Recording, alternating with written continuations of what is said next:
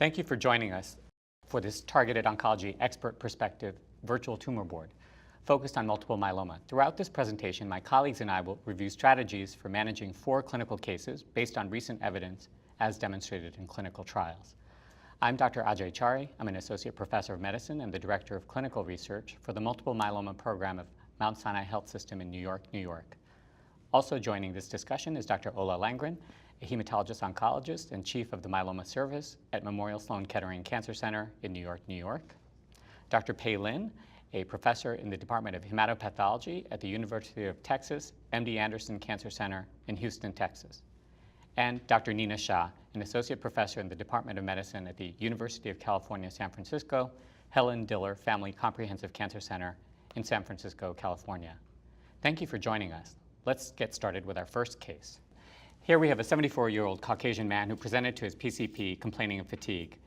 His only past medical history is osteoarthritis and associated limited mobility, and his exam shows changes consistent with osteoarthritis in his joints with poor grip strength, bilateral swelling in shoulder joints, but he also has pallor.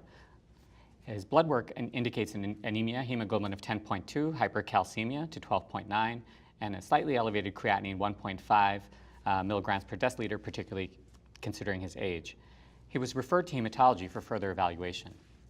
Notable lab findings include rouleau on blood smear, hemoglobin of 10.3, the creatinine slightly improved to 1.3 with a clearance of 61.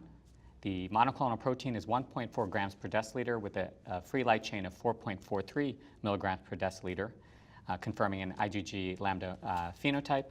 His LDH is 186, normal, and beta-2 microglobulin slightly elevated to 3.8, and his bone marrow confirms the diagnosis of myeloma with 43% plasma cells, and his FISH shows translocation 1416, making this a high-risk presentation.